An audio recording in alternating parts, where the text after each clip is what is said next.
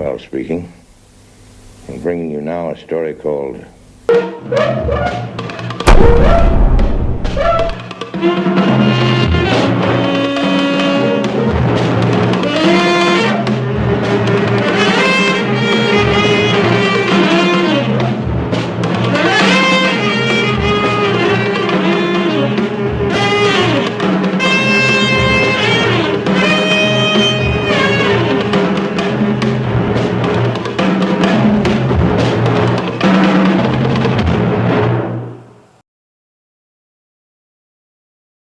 People have actually said that you perhaps use violence too much. I like violence.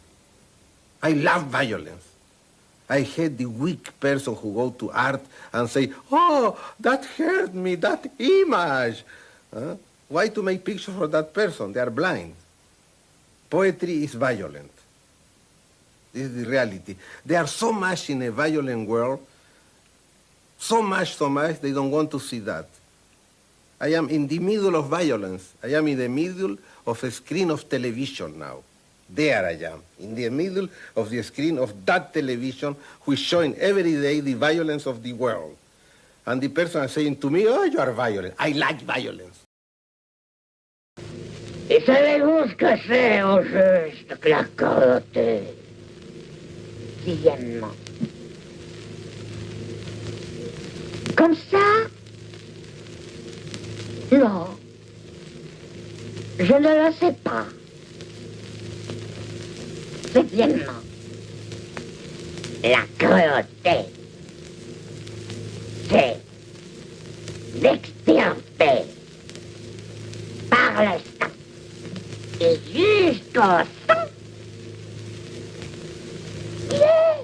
Dieu, le hasard bestial de l'animalité inconsciente de l'homme partout où on peut la rencontrer. Et qu'est-ce que vous nous foutez là, monsieur Artaud? Huitièmement, l'homme, quand on ne le tient pas, est un animal érotique.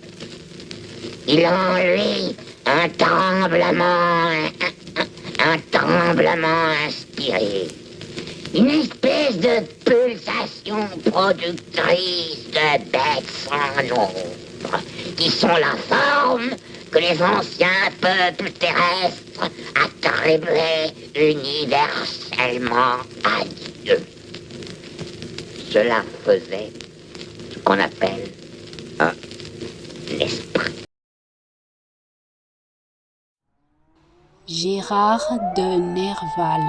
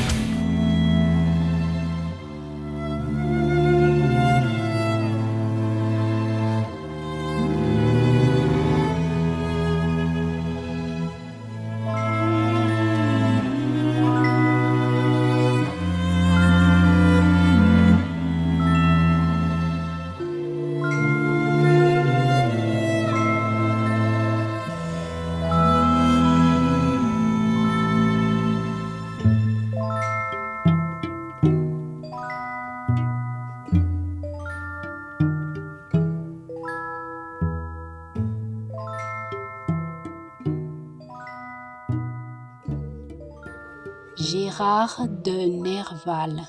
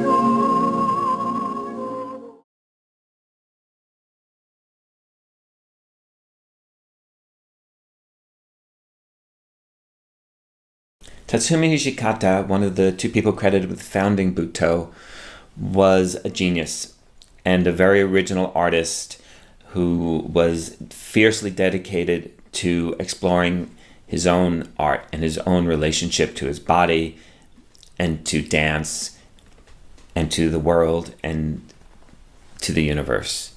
But his work did not come out of nowhere.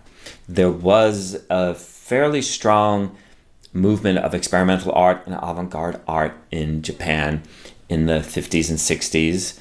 It was a time of upheaval in Japan, obviously, because of the aftermath of World War II. But Butoh, just let me get this straight from the beginning, was not about a reaction to the atomic bomb. I think that misconception of Butoh came about because one or two Butoh artists talked about it, Butoh artists that came in the wake of Kazuo Ono and Tatsumi Hijikata. But Tatsumi Hijikata and Kazuo Ono's, their work was not political, but that doesn't mean it wasn't a response to what was going on in Japanese society at the time. It was a reaction to the Japan's relationship with the West. I'm not an expert in Japanese society at the time, so I don't want to go into much more detail than that, except to say that my understanding is that there was this dynamic tension between trying to incorporate modernization to become modern, and yet this resentment of the West imposing its values and its art and its aesthetic onto Japanese society by the inevitable push of modernization. So a lot of artists in Japan at the time were reacting to that. So Tatsumi Hijikata and Kazuo Ono were just one of a large group, or two of a large group of artists that were doing that. Like I mentioned earlier in the previous video, Tatsumi Hijikata had been trained in Western dance, specifically with some disciples of Mary Wigman in the German Expressionist dance. Like Butoh, there was a sense in Mary Wigman's dance of rejecting classical dance, of finding a dance that was more personal. I've heard it described as the allure of the irrational, which is also very strong in Butoh. In fact, this might be a good place to play a video of Mary Wigman. This was shown at a Butoh festival in San Francisco that I attended, and Akira Kasai, another very early Butoh pioneer, when he saw this video, his response was, "This is Butoh."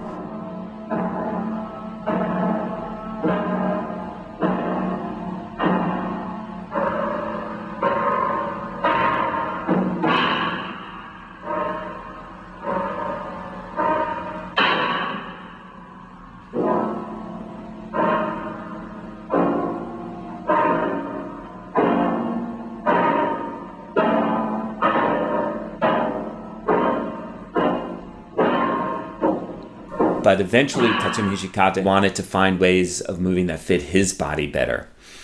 He had been dancing in Sanka Ando's dance company. According to Yoshito Ono, they did both finely structured pieces and jazz pieces, and that Tatsumi Hijikata was a lead dancer and focused more on those jazz pieces. But eventually, starting in 1959, Tatsumi Hijikata branched out on his own, and this first work, Kanjiki, Forbidden Colors, he performed with Kazuo Ono's son, Yoshito Ono, and it was scandalous. It was violent, it was sexual, it was Tatsumi Hijikata dancing in search of his own body in terms of his own self. And these early Butoh performances that Tatsumi Hijikata directed were very chaotic. I think I mentioned earlier that they are very similar to what we in the West might call the happenings of the 60s. They weren't structured.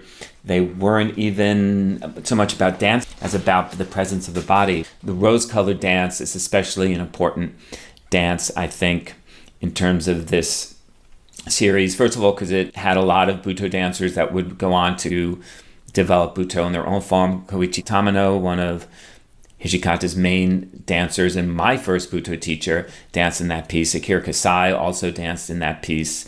Kazuo Ono and Tatsumi Hijikata did a duet, which was very sexual, very homoerotic in that piece. So here's some videos of that, and you can get a sense of what these early Butoh performances were like. The final piece, what I would consider this phase of Tatsumi Hijikata's career, was this piece he did called Tatsumi Hijikata and the Japanese, The Rebellion of the Body. It was, again, a very violent piece, a very shocking piece. I've heard it described as an embodiment of Artaud's Theater of Cruelty. Artaud's book, The Theater and Its Double, had just been translated into Japanese in 1965. And I know that was a big influence on Tatsumi Hijikata's approach to art. I remember reading somewhere that one of Hijikata's prized possession was this radio broadcast of Artaud reading one of his own pieces, To Be Done with the Judgment of God. So this piece, Tatsumi Hijikata and the Japanese, The Rebellion of the Body, was the last piece in this stage of Tatsumi Hijikata's art. It was chaotic, it was violent, it was, again, Tatsumi Hijikata desperately dancing to find himself, to find his own body, to find an authentic way of moving.